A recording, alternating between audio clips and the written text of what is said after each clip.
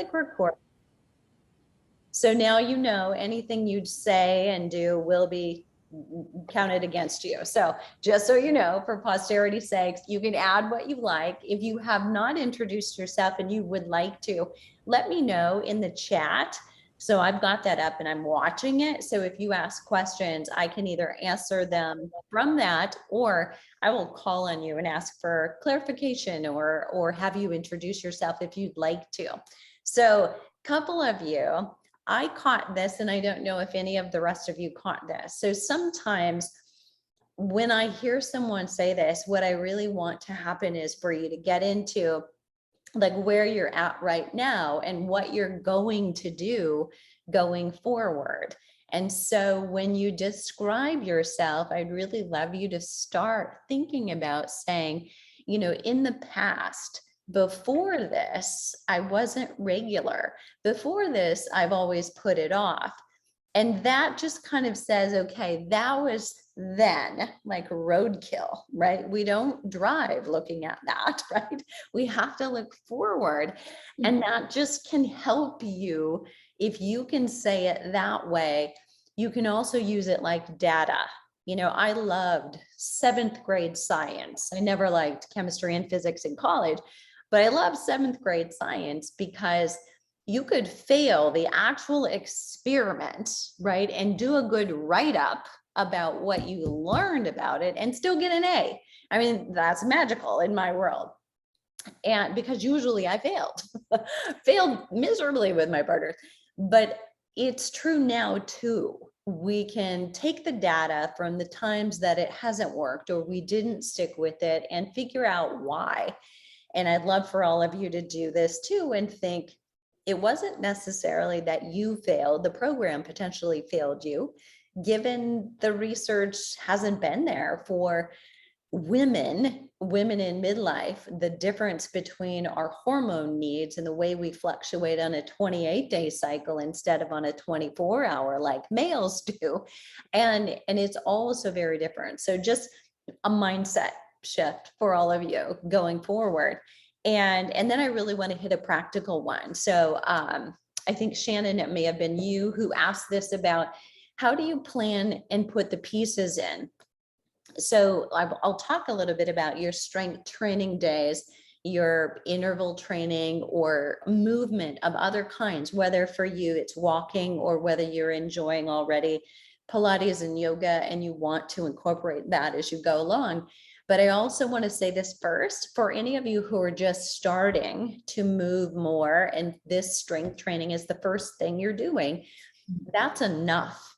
If you only start and add that, you know, I like to think of it in terms of if you're giving yourself a grade, only grade yourself on doing the strength training. And if you do more, if you do something else in addition, that's okay. But all you have to do is commit to the twice weekly strength training. And if that were the only thing that you changed, you will see progress. You will gain strength. I promise you, if you do it, you know, with weights that are challenging to you and you do it as the program's laid out, you will benefit and see strength. And if you've had a history of starting and stopping and it felt because it was too overwhelming, that may be the best thing for you to do is put that tunnel vision on and allow yourself to be successful. We notoriously, and I think women more than men, I don't have a scientific study to tell you that, but we move the finish line as we are approaching it. We move the finish line by adding things to our list, by adding, but I should change my protein too, but I should get more sleep, but I should drink more water, and I should, right? I should do interval training and I should be walking every day. And we just keep moving it until it's like, I can't do all of that. So keep the finish line so simple that you can be successful, because then you can easily layer things. But if you're working on developing that first habit For those of you who you're shifting, you are already in a habit of exercising, you're just shifting what you're doing, you may be able to handle a little bit more and do just fine, but know who you are. Think about how can you make it easier for yourself. So I just want to put that out there before we go into the practical. So in terms of the strength training, because you're doing 2 strength training workouts a week, and, think on a 7-day basis, and let's just start thinking, okay, Monday's first day of the week. If we start there, if you do a strength training workout on Monday, then the ideal next time is about Thursday, 2 days between. You get 3 days before you're going to do it again on Monday. But it will work better if you just linearly look at your calendar, and every Monday is strength training and every Thursday is strength training. And we have wiggle room. Life gets messy, you're traveling. Well, I can move the strength training to Sunday, or I can move it to Tuesday, move the Thursday to Friday. I'm still okay. I've got room to do that. So if you think consistently and just have that in your calendar, it gets far easier to move an appointment than to put one there in the first place. So put it there, keep it there, and then shift as needed, because that's okay too. Where does interval training go? There's nothing wrong with doing both interval training and strength training on the same day. And so realistically, I would look at your calendar even before setting anything else in there and say, what are the best days for me to exercise? And what are actually god awful days for me to exercise? This is already a busy day. I don't need one more thing on this day. And I would plan for those to be your days off, your recovery days.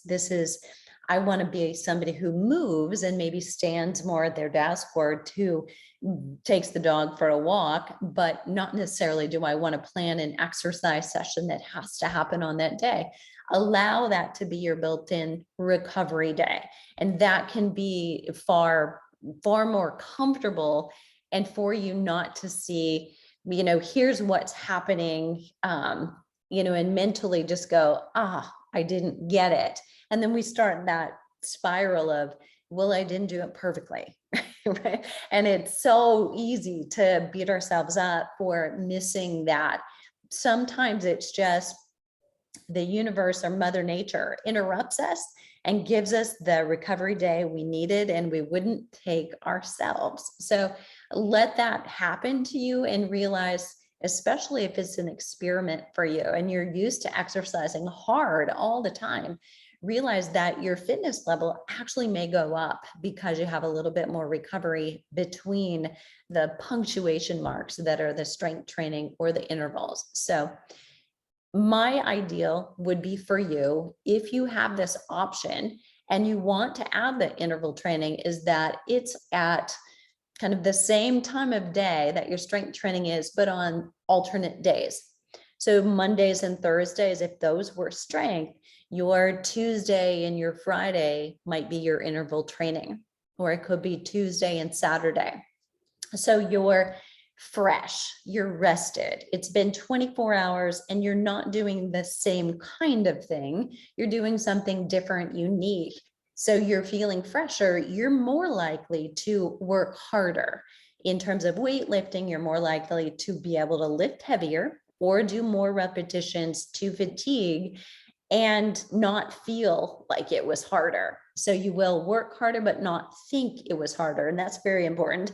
Similarly, with high intensity interval training, we don't need to be monitoring heart rate for that, because getting breathless is just getting breathless.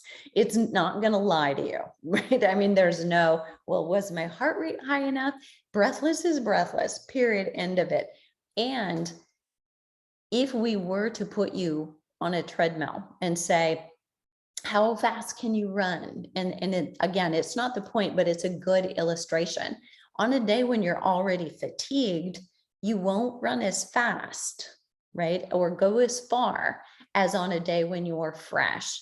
And we know that to be true. And so the same is true when you're just doing intervals in your living room with knee repeaters. You're doing something low impact, it doesn't matter. but your effort level will be lower if you're already tired. So when you're fresh is best, because the higher you can work, the better the result you're going to get because of the afterburn, the amount of energy your body takes to pay back all of that debt that you just caused, is like the interest in a bank loan, literally, that happens. Where does walking come in? Does anybody have a dog? Couple? Okay. So built-in personal trainer. I mean, it's wonderful, right? To have to go and do that. But the walking, then, as you know, dog owners, has to happen, right? It just has to happen. Maybe it doesn't have to be you in your household, but happens every day. And ideally for all of us, go borrow a dog, right? Because then you've got an excuse, and probably somebody would be glad to have you do that. But the point is, we should all be moving every day, and walking doesn't ideally really count as exercise. And I don't say that meaning it doesn't count, it's not beneficial, because it absolutely is, but it's not quite the same as exercise. What it is it looks to me like most of you are sitting down. It's exchange for all the hours we now sit that we never used to. You know, I'm sure I asked my mother a couple of years ago, you know, do you regret not exercising, or did you exercise growing up as a young adult? She was like, no, chores were exercise, right? And we just don't have that anymore. I mean, everything is a remote control. It's a preset. It's like push a button. And we just have very little movement built into our lives anymore. So the walking is really just in exchange for this. So you want to earn your ability to sit. And so it's important that you're just thinking in terms of that, like, how can I be somebody who moves? And when you think of it like that, any length of a walk counts. If you have 5 minutes and you can walk around your house between meetings or Zooms, depending on what you're doing, and you can go for a 10-minute walk, that counts. So all the little pieces, breaking up, sitting, very beneficial. And a 30-minute walk, a 40-minute walk, if you're enjoying it, is great. Don't do it because you have a certain time on your mind that I need to get this, so much as I'm going to go shake this out, stretch this out, because it's going to feel better. And all the better if you can get outside. And I realize, so I'm the opposite of, you know, somebody who's dealing with winter. You know, it gets to be like triple digits here in Arizona, unfun to go and walk. But, you know, that's when you look for other creative ways to dance around in the living room or keep yourself moving in that way. So any day, movement fits. And you can do it in a way that ideally isn't pushing you beyond your fatigue level. So a couple of you mentioned, you know, having a lot of fatigue is, of course, it's the opposite of what we want and the goal from the exercise. The right dose of exercise should give you energy back. It should be, I'm so glad I exercised today. I have more energy, I'm more alert, and I sleep better when I've exercised. And if you're not at that sweet spot, you're not experiencing that, then we want to dig a little bit deeper and find out why that would be. But that ultimately is your goal. So walking, you can do like yoga and Pilates fit, and they can be done same day. You could do yoga in the same day as strength or the same day as interval training. And again, though, just be careful about piling things on. So make sure you're looking forward to that. You want to do it and not have to kind of a thing, thinking that you need more exercise for one reason or another. So I'm going to answer a question because this is a good one. What's the difference between HIIT and interval training? It's a great question. So it's really a great clarifying question. So HIIT is high intensity interval training. Interval training could be anything that is alternating different levels of intensity. So people will say, you know, walk, jog, like I did a little walk, jog, and maybe those are people who are trying to become a runner or want to be a runner. That's interval training, is just alternating levels of intensity of exercise. It's the HIIT, the high intensity interval training, that is really defined by you get breathless. You're going short, 30-second to 60-second stints of high intensity interval training where you're breathless. By the end, you are like hands on knees. I have to catch my breath. I can't go any further. This is it. You just ran up a hill, you ran across the finish line and truly are breathless. That's where all the research has been done on. That's the best way to work on visceral belly fat, to help boost the afterburn that happens, burning fat at a higher and faster level compared to lower level activities. So it's the hit that you really want to say, if you're trying to do that, the hit will be, I got breathless, like probably 4 to 6 times, maybe a little bit more, depending on what you're following between a warm up and a cool down. And I alternated with periods of rest where I was totally at rest, breathing through my nose again and completely recovered. So let me know if there's a follow-up question from that or that one's not clear. So if I could give you what's the formula, and the formula would be this. So twice weekly strength training, and that's what you're going to get and see in the program. And in the quick start guide, it will help you kind of plan this schedule. And if you want to add the interval training and you want to use that, you'll see it's there on the recording sheet if you want to add it. But if you leave that naked and you put nothing in that, you're still fine. You don't have to add it when you're ready. And you may not be ready for the first 6 weeks, but may decide, I'm doing well and I'm adapting and I've got more energy. I want to try that and see what that's like. Then you're putting that in there as well.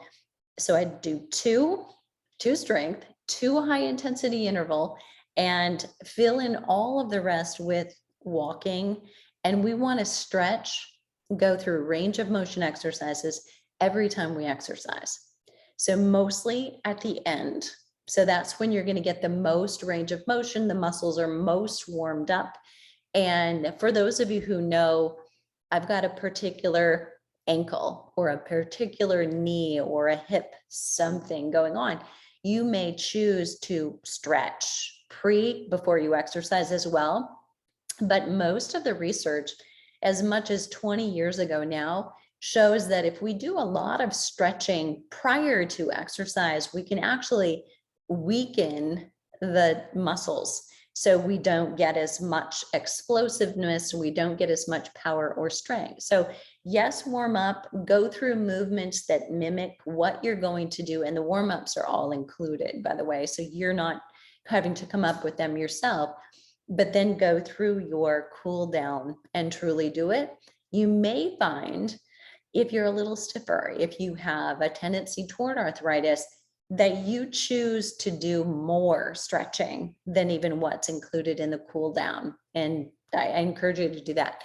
None of us, it's kind of like nobody died from eating too many vegetables. Nobody ever got hurt from stretching too much. And I won't say absolutely nobody, because there are those hypermobile people among us. Jean says, you mentioned yoga. Can that just be a recovery day? Yeah, absolutely. Goes on a recovery day too. Yep. So really almost any day yoga is appropriate. And I will say this to all of you who can, right? Who can do this, and or the other part of this is maybe are willing, right? Because it takes a little to change our personal schedules. But the ideal would be that the higher intensity activity you're going to do, definitely high intensity interval training, occurs in the morning. So not beyond noon, or even early afternoon would be pushing it. You can do that, but high intensity early. And it's one of the tenets of Flipping 50. Intense early and light late is really a hormone balancing exercise concept. And the reason is, if we have you exercising early, we're working with your cortisol levels. And that took a minute for me to get, literally, because I thought, that seems opposite, because if naturally our cortisol levels are high in the morning, giving us energy, then why wouldn't we want to exercise in the late afternoon? Because then I can feel that lull and that low energy time, right? So that's kind of intuitive. But the actual way to work with the science of your body is while you have that high energy, because we use cortisol for energy when we exercise, later in the day, your cortisol ideally has come down. So if you wait until after work to try to do, say, high intensity interval training, your body will say, but I don't have any gas. So I'm going to steal from a different hormone and I'm going to convert it into cortisol. And you'll say, Deborah, I'm fine. I don't know what you're talking about. I exercise just fine. I feel great. But the problem is, this hormone you stole from, you wrote checks out of this account you weren't supposed to. Now, when you go to sleep, this pregnenolone that helps you calm down and get a deeper night's sleep, you don't have anything there. So you may not notice sleep disruption. Some do and some don't, but you may not be sleeping as deeply and restoratively as you can. And eventually that will come back to bite you, literally, right? You know where. So if you can do everything you can to exercise the hardest in the morning, and for many who go to work early and that's a challenge, what we do is generally, I encourage you to use a weekend day. So when you do have more flexibility or a day off, and then all you need is one more morning to do that high intensity interval training. You could, and it can be short, it's only 20 minutes. So if you can get up 20 minutes earlier and you can then do that morning exercise, it could make all the difference for you. Weight training, if you have to do it late in the day, you can probably get by with it. It doesn't rev you up quite as much as high intensity interval training does. I still would rather you do it earlier because it's actually going to give you a head start on probably feeling, I did this, I'm accomplished. I'm probably going to make better eating choices all day long because I do it. My blood sugar is more stable and you're burning calories at a higher rate all day long. So it can be hugely helpful. And if you have any tendency toward blood sugar issues and you exercise later in the day, overnight, you may not realize it, but you could be waking up in the night because of low blood sugar. Your body will wake you up and you don't actually know why. You think, oh, it's just hormones, because we blame everything on hormones, right? It's like your mother, right?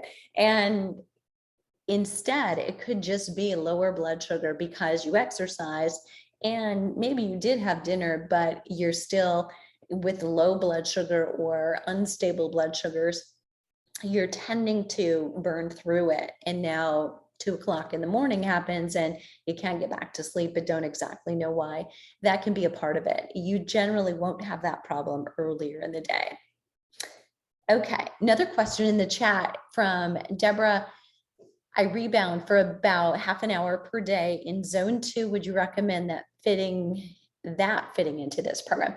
So, so I would throw back a question to you and say, is that working for you? It's great for lymphatic drain or stimulation, circulation.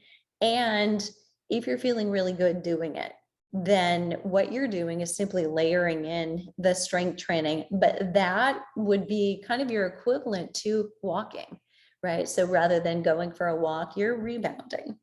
And by zone 2, in case those of you aren't familiar, that's kind of like your low level walking. Like I could walk all day at this level.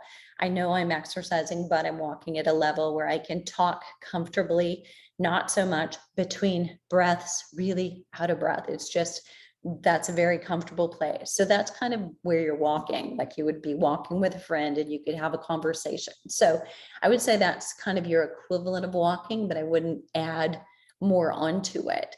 And then reflect, how is it working for you now?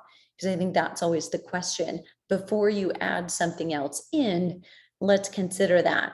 Okay, so I'm watching time, so I'm staying aware of that, and I want to stop before we get kicked out, because we will. Is there any other questions somebody wants to ask? And I'll try to answer that in 1 minute and 25 seconds. You can drop it in the chat or unmute yourself and just volunteer.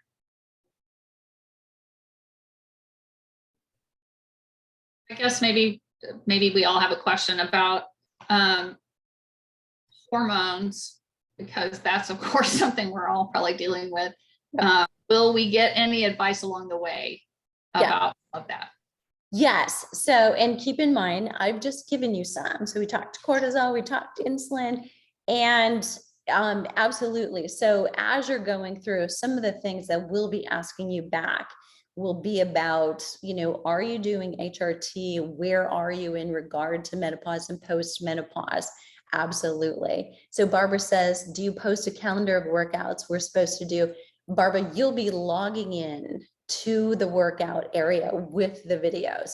And that's where they'll be, and your cheat sheet for here's how you're going to record them. Take a screenshot of that. You'll be putting that in the Facebook group. So we will probably let you in just a little bit early on the 29th or 30th, as opposed to the 1st. Don't quote me on that, but that's kind of our habit. If we're ready to go, we'll let you have early access, and then you should be perfectly clear on